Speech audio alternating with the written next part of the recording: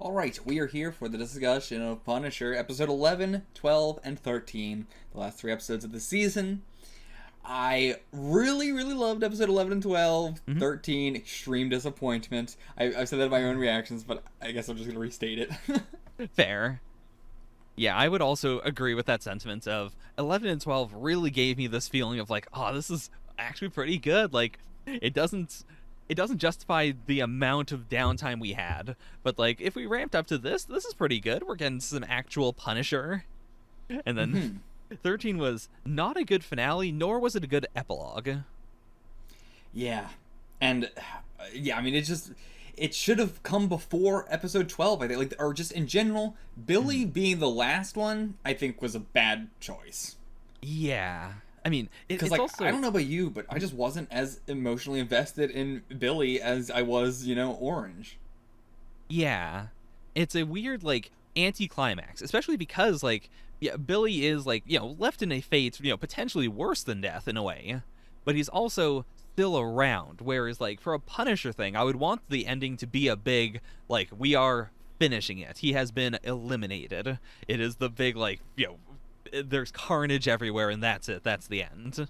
And that is way Hmm. more what we got with Orange.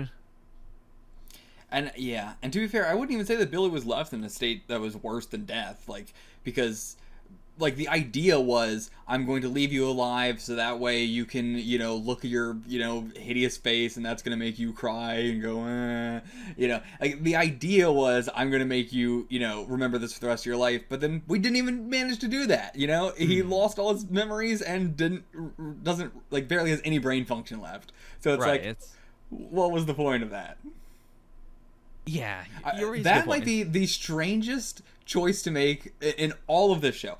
This show has been a non-stop series of I don't know how you write this way. I don't know how you do that entire finale and go, okay, this is the Punisher, the guy who always kills people, but we're gonna pull the rug out from under them. He's not gonna kill this guy. He's gonna let him stay alive, make him deal Mhm. with this for the rest of his life. But then also, that's not gonna happen either. It's like, Yeah. who's this for? He's just gonna be in a coma, or he might just, have brain damage and not be able to, like, grow or change from this. He's It's not even in a coma. Like, it would be one thing if it's like, oh, he's in a coma, and when he comes out of it, he'll remember all this shit or whatever. But, like, he was already awake and then had no brain function. oh yeah, you're right. You're right. It's sorry, I misinterpreted that. You're right. It's Yeah. so So, weird. yeah. I don't know why. Don't know why we did this. Like, the only thing I can think of, is doing a parallel to his mother. But it's like, we touched Mhm. on that so little. Like, one time only did we touch on that. So I don't think it's a very Yeah. interesting parallel. Yeah. If anything, it's more like foreshadowing than a parallel. Yeah, yeah. And it's like, if it is foreshadowing, then still, why do this? What is this Mhm. satisfying to? Who liked that? Yeah. Because yeah, it isn't a even like a knowing bring it all around. It's not Frank going, I really liked your mom because I would go to her house and get crackers, and you put her into a coma and tortured her. So now I'm gonna, or like you've kept her bedridden, so I'm gonna make you bedridden, and you're not gonna be able to do anything like she can't. Yeah, it's not really punishment. Yeah. And yeah, I don't like, I was so mad when Frank wouldn't kill him, but then on top of that being, well, even the thing that Frank wanted to do, he wasn't able to do, was a, not even anger anymore, just confusion. Yeah. I don't get it. I don't understand what this show is trying to do at any point. Yeah, it doesn't go very well in any direction. Like you can't even read it as a like, Frank is being punished because he couldn't commit or anything. It's just sort of a general like no one's really happy with the situation. And Hmm. and this isn't it's not even a, this is a situation where intentionally no one is happy and that's the point of it. It's just sort of yeah, no one's happy about this. Yeah, it's kind of just a, it's not even a bittersweet ending or anything. It's just like nothing. It's just the most like, okay, all right, Yeah. I guess that happened. I guess nothing mattered. Like, also, we talked about that at the beginning. Episode 1, we said, this season is probably going to be the most inconsequential, like, Netflix season that we've seen so far. Like, Right. nothing in this is going to carry over. Nothing's going to matter. And yeah, we watched 13 episodes. None of it mattered. It's completely pointless. Like, it matters for Micro, but, like, Micro is absolutely not going to come up in anything again. Yeah. And, I sure hope he call doesn't. the show Micro. Call the show Micro. Yeah, I am praying that he doesn't come back because, yeah, like, he gets out of this pretty darn well. Like, his family's still traumatized. He's still traumatized, but, it's as good as you can get. And I'm terrified of the idea of Frank coming back and saying, hey, I'm bringing you back into this. Yeah. Like, yeah, this is... if anything, this show has shown me that New York absolutely fucking needs Daredevil. Because the moment Daredevil is fucking gone, this is the kind of shit that's going on. Yeah. Like, that was my number one thought when I finished episode 13 was just, fuck, I cannot wait to watch Daredevil again. Like, this has just made me go, yeah, this has sold me on Daredevil more than Daredevil has sold me on Daredevil. Like... God damn, now I get it. Yeah, Frank needs to be stopped. Boy, oh boy. I mean, also, like, yeah, where we end off the season is just like, I want Frank dead now. I mean, like, what is this how I started this going? Frank is probably one of my favorite characters out of all the Netflix heroes. I would probably say he was my favorite. To now, I just want him dead. I just kill him. And, like, the fact that it took 10 episodes for us to get to the Punisher. Unbelievable. Like, this is the thing that this is exactly what I picture when I picture a superhero live-action TV show. You know, it's just going to be the characters fighting non-fucking stop. They're not going to be the person that you know them as. And then if they are, it's going to be the last fucking episodes where they do that. And then, like this, he was punished for episode 11, and that's it. Immediately got rid of it again. And of course, at the very start of episode 1, they had to bait us with the, hey, we're going to do some cool Punisher stuff.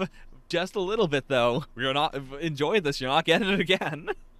And, like, it's way different from, like, Daredevil Season 1, where Matt wasn't Daredevil for the whole time, but he was still what Daredevil is as a character. He might not have been calling himself that, but he still was that, And so that's way, way different. Like, I don't think you can count that as being the same in any way. Yeah, like, I think it's perfectly valid to have a show that is... This is the journey to getting to, like, this benchmark of the character. I mean, like, hell, we're watching WandaVision at the same time of this, and that was the same thing. And Wanda has been in the MCU for so long, but has not been the Scarlet Witch. Yeah. But it's still, she is doing the stuff that the Scarlet Witch does, She is that character. None of this was him as the Punisher. Like, none of this was, this feels like the Punisher or anything like that. Yeah, it's just a weird boomer veteran man killing people sometimes. Barely ever. Mostly just, like, doing a lot of military-ish stuff and surviving. Like, yeah, he has probably the lowest kill count of the main characters in this. I mean, maybe not the lowest, but, like, Micro probably is the lowest. But, like, yeah, there's just... It's wild. Seriously. Yeah. And just not any good action, really. Like, there was... Episode 11 had it, and Episode 10 had it. That's about it. Yeah, maybe the end of Episode 1. Yeah. That's about it, right? I mean, like, what fucking else was there? Yeah, like, so much of the action is, like, the benchmark of, like, a CSI show. Where you get the big, like, oh, I can't believe, the CSI guys are being shot at. Like, this never happens, and that's why it's exciting. But with Punisher, it was just like, no, that's the benchmark of it being an exciting scene. Yeah. Oh, God. What is there even to talk about? I mean, first of all, I'm probably not going to watch Punisher Season 2. It's going to be probably the one Netflix thing I don't watch. It's like the Netflix stuff is all canceled, and it's like one of the last things, so it's not going to matter. Yeah. Like, I have way more faith that like Jessica Jones season 3 and Daredevil season 3 are going to have more stuff of like this is meant to impact other stuff, or we're bringing in stuff from other seasons that's going to matter. Whereas like I can't imagine, especially after this season, I can't imagine any of the other showrunners going like, oh, I'm going to seed something for Punisher season 2. People are going to love how this character from Daredevil season 3 enters Punisher season 2. And I hate this because, like, the micro stuff, I'm glad I watched. I'm glad that's going to stick with me. I'm going to remember the micro plot for a long time. But it's so irrelevant to Frank. Like, I mean, he's part of it. The stuff I like from the micro plot is irrelevant to Frank. Yeah. Like, I just like Micro as a character and what he's doing and everything like that. And, like, you know, that's the aspect of I like about it. Even, like, the stuff where, you know, Castle was Pete and, you know, everything with the family. Like, you really like that. I was very, like, I'm enjoying these scenes when they're happening, but it's not going to be something I'm, like, thinking about after the show is over. Right, it's... Like, it wasn't interesting enough to me. Like, it was like, this is, you know, entertaining to watch in the moment, but I didn't feel like there was much, you know, anything deeper to it than the surface level shit. Yeah, that's fair. And I do think it's like Micro's whole deal is the closest that the series ever really get. Like, the series really desperately wants to do a lot of very gray, edging towards dark, but ultimately it's, you know, it's gray. And the Micro situation of like being a whistleblower and putting your family in danger and not realizing how bad it's going to get, and then trying really hard to do the best thing in a really fucked up situation is like, yeah, like that is gray. That is something that I find very compelling, because Micro is fundamentally like so good and trying to do good, and then trying to, you know, do the best he can given this situation. Whereas like they try to say that's also what Frank's doing, and it's not what he's doing.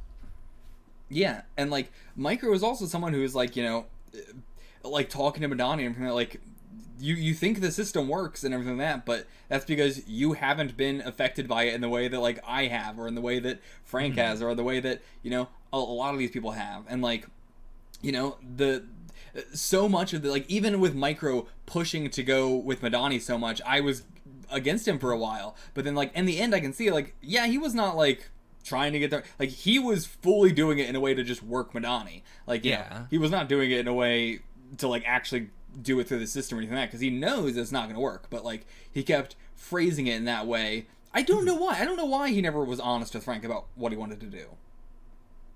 Because, like, I feel like that would have made Frank agree with him more. Like, I'm not sure why he would, you know, not say the full truth to Frank. But anyway, I am glad that, like, he had that talk with Madani and everything like that, and, like, you know, just saying, like, eventually you will, you know, given enough time, you'll understand the system never works ever.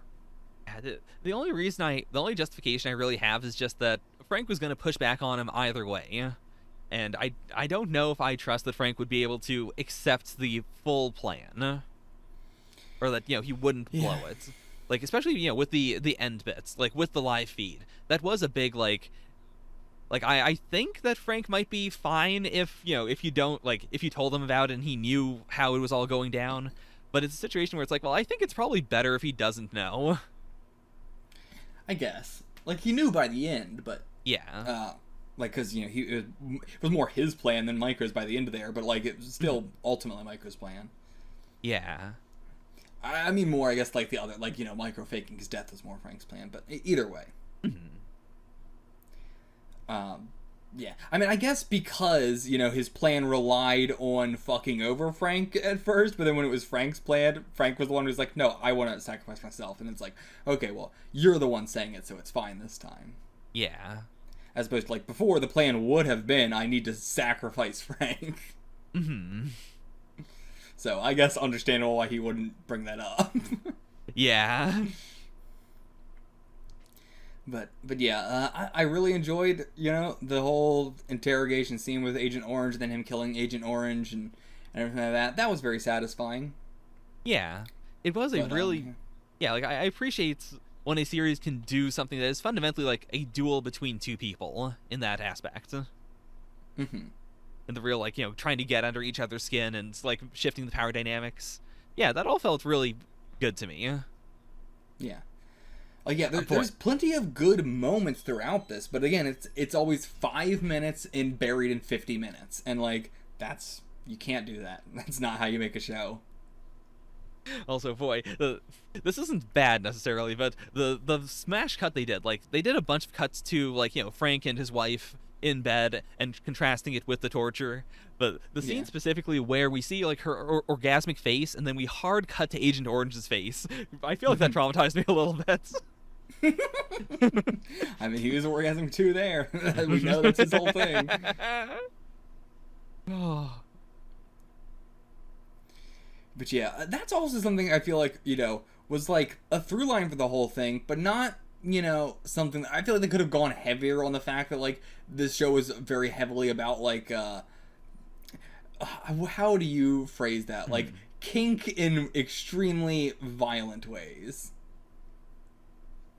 Yeah. You know what I mean? Like, a lot of the characters have kinks through violence, but, like, we didn't really touch on that much. Yeah.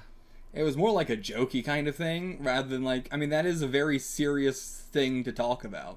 Mm-hmm. Like, I mean, like, Agent Orange, again, they could have gone heavier on that. Like, people who are in those extreme positions of power and everything like that usually are not in those positions of power very long without developing something like that. Or, like the ball gag guy, or, like, whatever. And, like, there's a variation on, like, some of them are extremely, fucked up, like Agent Orange's, versus, like, the ball gag guy is, like, whatever, that's a relatively normal kink, but it's still the kind of thing of, like, yeah, like, being in these positions of power, you're gonna develop some sort of weird fucking horny thing one way or another, and it's not necessarily a bad thing, Yeah. The ball gag guy, but it's still, it's that, like, yeah, it's again the power corrupts, but in a different way than people normally ever think about. Yeah. But it's absolutely true. Yeah, like, that whole aesthetic is something I think of as being very, like, 90s comics. Like, and when I say that, what I mean specifically is, like, this is not true, but the idea of, kink bad, and then, like, these people are bad, and look at how bad they are. They also have, this kink that they use as, like, a release valve. And, like, yeah, the series doesn't, necessarily do it like that, but it has, like, those tones to it. Yeah. I mean, like, even Micro was, in that episode, we were touching on that stuff more so than normal, like, was, very hypersexual in that episode, too, and everything, and, like, I feel like, they did it was still felt like the kink is bad thing, but it wasn't as bad as we've seen in many, many other stuff, like, or at least our heroes had a bit of that, too. Mm-hmm. Yeah, that's or, like, a fair I mean, point. Frank clearly, gets extremely horny from all this, but, like, we don't really touch on that at all. But Yeah. there's just no universe in which he would be doing the shit he's doing if he was not, turned on by it in some way or another. Yeah, it's a situation where I imagine if you could talk to Frank as as the character, I don't think he would ever admit to it. I don't think he understands it. But, like, I do think that is, like, he is processing some level of it through, like, masochism as a way to, like, cope with the, with the pain in a way, in a way to survive. Yeah. I mean, like, yeah, just in general, being able to, like, the way that Frank does not just withstand torture, but he eggs it on in a way to goat the other person, but also in a way to trick himself, like, that is how that stuff sort of works. And, like, that is literally being, like, you are accepting it. You were saying, give me more. Yeah. Like, yeah, Frank sees himself as, I mean, like, he has that bit of, like, I am the badass, I want to do this because I can do this sort of aspect of it too. I mean, there's so much of, like, he gets hurt and then does it, like, fixes himself up and refuses help from somebody else, and it's like, there's no reason to do this unless this is a sexual thing for you. Yeah. Like, having that pride is bad, being horny about it. But, yeah, I feel like they could have gone a little bit heavier on that, or, they could have gone heavier on really all of their themes, because by the end of the season, what was the message? Yeah, like, what was the show trying to say? Don't know. Like, yeah, as many problems they have with Luke Cage, at the very end, you look at the series and it's like, well, it's unavoidable. Like, you cannot misinterpret what the messages of the series were. They really hit you with them. Whereas Punisher For all the does shows. not. Punisher just kind of goes like, this was very gray. Says a lot about people, doesn't it? And it's like, well, what do you mean? What does this say about anyone? Yeah, it is just sort of like, I would say the message is, what is the message? The message is, Uh-huh.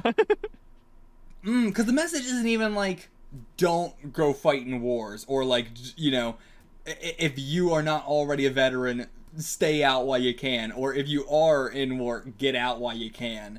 You know, it's not even that. Like, so I don't know what the message is. The message isn't a killing is bad. Actually, the message isn't. I don't know. Like, I guess the message is don't put a lot of stake into material items and appearances, which is insane for a Punisher series, but that's the only message I can think of. Like, it's a real fault with being so gray, in the sense that, like, you know, even if you as a writer know that, you know, some things are more complex, or you have complex feelings about it, you gotta distill it a little bit in order to, like, you know, create a narrative, in order to create something where people look at it and go, okay, so that means this. If it's all just like, man, this is a real fucked up situation, isn't it? Turns out that life sucks. Turns out that people die sometimes and it's bad. But we're not going to say it's all bad. Sometimes it's good. But we're not going to give you a moral weight to it. It's just, you know, sometimes it's good, sometimes it's bad. Doesn't mean anything. I think you nailed it. It feels like, yeah, just reading like an anthology series, and, you know, just like where some of the chapters are just, damn, that was some crazy shit, huh? And it's like, okay, yeah. Like, you can get away with that way more in anthology stuff, or in like a horror stuff. Like, I do love horror and stuff like that is just like, hey, what if this fucking crazy thing happened? And like, there's no message, there's no moral, it's just, hey, what if this fucking crazy thing happened? But like, that's not even what this is. There is abundance of morals and messages in this show, but there's not like, they don't really go anywhere, or aren't concrete in any way. Like, they're thrown out there, but as just like almost like a question rather than like a philosophy, or, you know, something to think about. I mean, I guess that is a question. You know what I'm saying? Like, they're just sort of like so half-assed about all of it. Yeah. Like, for every other time in which Karen has been in an MCU series, like, you can tell what they were trying to do with her. What was her deal in Punisher? Like, besides, no, man. Besides physically being there and, you know, being an ally. It's like, well, where did she go? What was the arc here? Yeah, when she was first introduced, I was very excited for it, and then the more she got introduced, I was like, oh, I was completely wrong about her character. I mean, to be fair, Karen as well, for every season, I feel like her character is all over the fucking place. Because I feel like just different people are writing her in a different way, and nobody has a concrete idea of, like, what her character truly is. And so she just keeps being written in a lot of different ways. And so, like, I like her, but she's also very confusing. But yeah, this is, like, even more so, because it feels like multiple people are trying to write her in The Punisher. It feels like every episode someone had a different idea of what she's like. Seriously. I mean, where her character ends in the show is just the most, like, random place. He just, like, stops being in it, and it's like, oh, okay, I guess no more Karen. Like, she didn't end her character or anything, it just stopped. It just stopped. Yeah, like, I assume we'll see her next in, like, Daredevil, but I don't know what her plot. I mean, I assume she's just gonna bring it up. Yeah, I think she's just gonna be working at the Bulletin like normal, and if anyone asks, she'll be like, yeah, I'm just working at the Bulletin, it's fine. Yeah, I mean, yeah, nothing really changed, nothing happened for her in this, like, there's no, like, carryover, just, okay, that happened. Whatever. So weird. Yeah. What else is there to talk about in these episodes? I don't know. I'm out of shit to talk about. It's a toughie. I feel like we kind of did cover more or less we everything. barely covered anything, but I don't want to talk about anything. Like, Billy's character throughout the whole thing. Do you have anything to say about that? I'm not sure if there was any point throughout all 13 episodes that I ever cared about Billy. Yeah. I liked him in the flashback in the final episode where we see him with Frank's family, which is also a big, like, I like that as an individual moment, but that whole episode was also a big, like, I can't believe he used to hang out with Frank's family. I had no indication of that.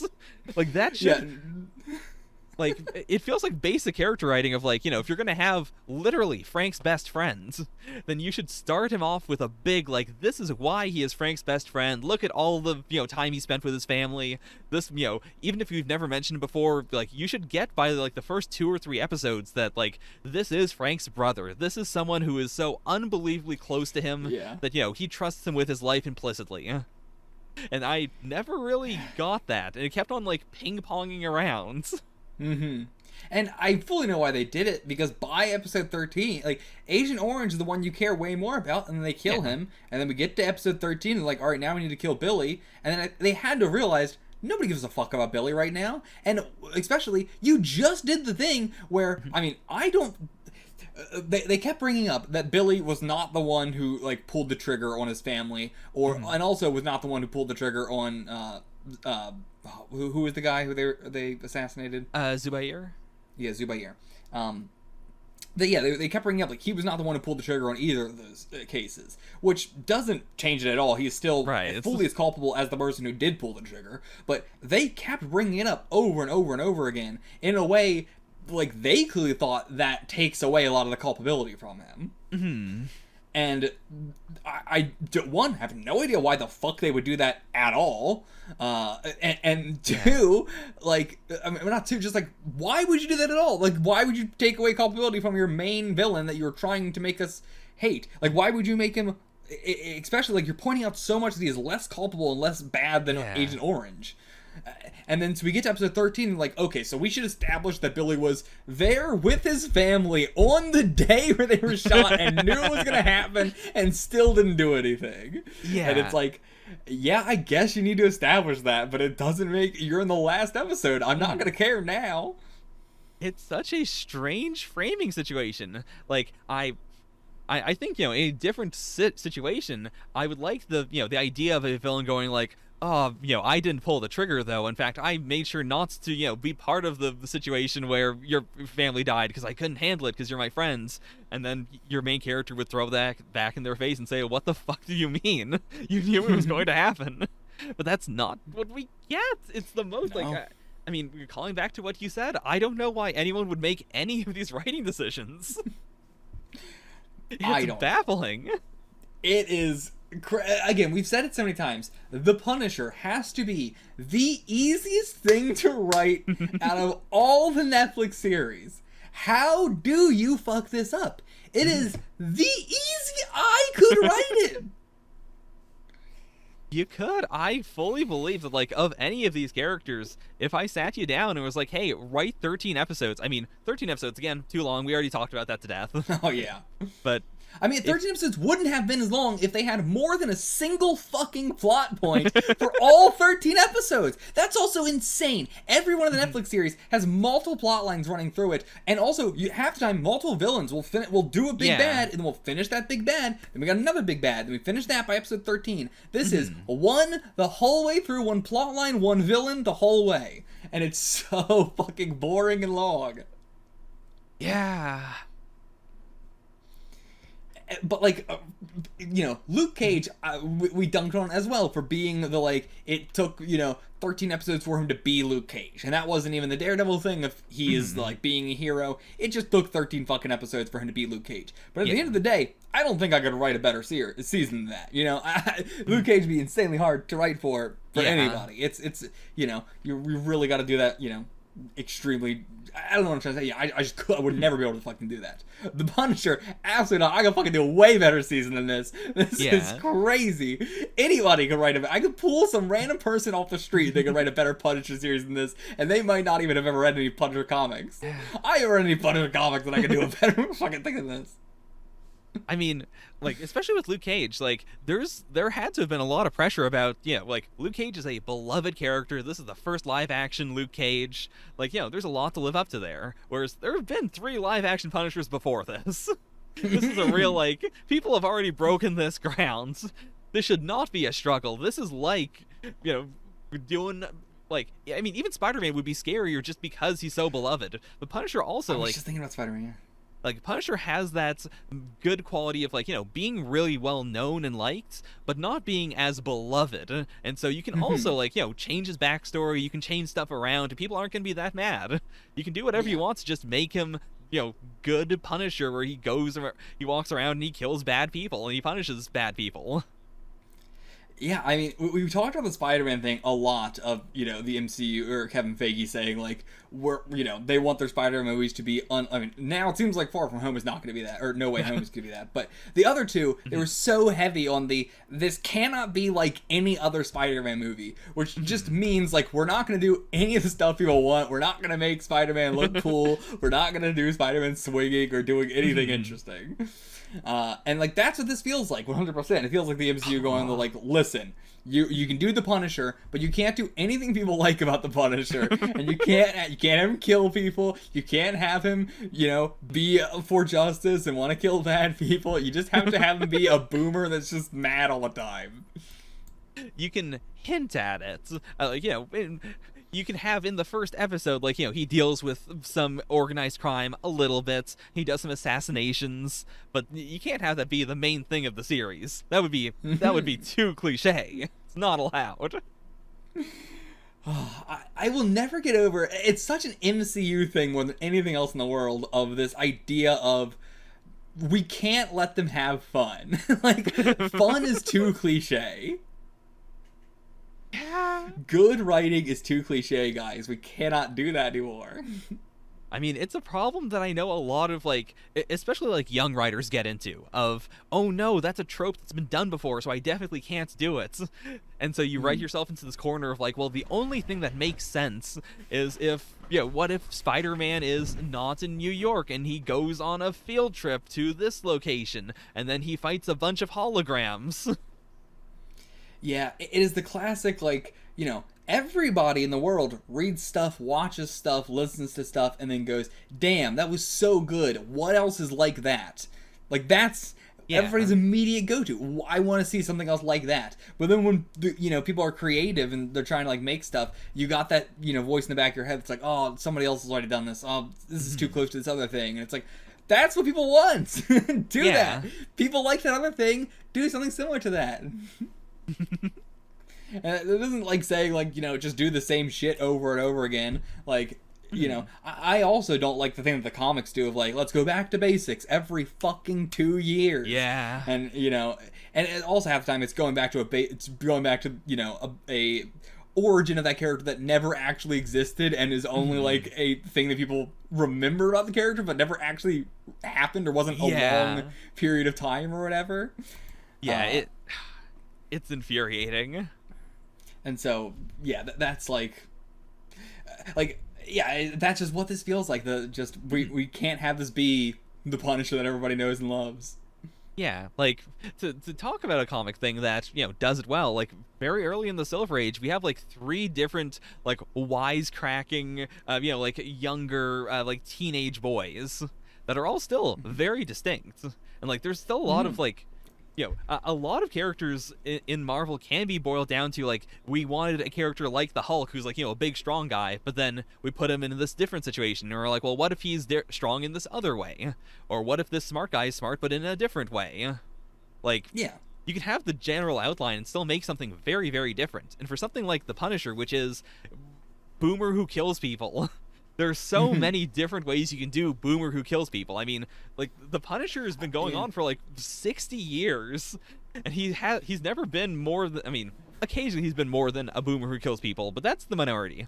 Most of the time it is, what if boomer who kills people kills this kind of guy? Or what if boomer who kills people fights this organization? And that would be really interesting. And then they do it, and it's usually pretty interesting. Like, that's all I want. Yeah. I don't want boomer who kills people chooses not to kill people and just sits in a cave and doesn't do anything. Yeah. I absolutely don't want that. And like you talking about the like, doing something very similar. Like the Punisher is also a clear like what am I trying to say? Like spin-off of Kraven the Hunter. Yeah. Like Kraven is introduced as this guy going around hunting superheroes and everything like that. People love that, and then they wanted that but a little bit different, so they made Punisher. And it's like, yeah, even the Punisher itself is just a little bit different than that. So it's like trying to be like, well, we can't even be like the Punisher, the thing we are, is the craziest. Seriously? But they might have come out in between this or after this. I don't know. Probably after this, maybe. But I'm gonna do some Punisher movies. Maybe. I don't even know. You know what? Maybe I won't because I'm so far down Punisher already. Yeah. Well, however you feel is fine. Maybe you want to take a breather. Maybe you want to wash the taste out of your mouth. Yeah, I think I want to watch Punisher on my mouth first. I thought I wanted to do the movies to make up for this weird scheduling bit, but man, I don't fucking know. Maybe at some point. I think anyone's going to be fine with you doing whatever you want. I think legitimately it was just such a good idea to not have this take like, a quarter of a year to come out. Yeah. I mean, it would have been 13 weeks, but I mean, I guess that is quite a lot, to be fair. It's a quarter of a year. Yeah. Yeah, I didn't think about that, yeah. But, I guess that's it, right? We're done? Yeah. Alright, it's time to end it. Punisher, not great. I don't even want to make you do the ranking. We know where this one is relative to the other the other Netflix series.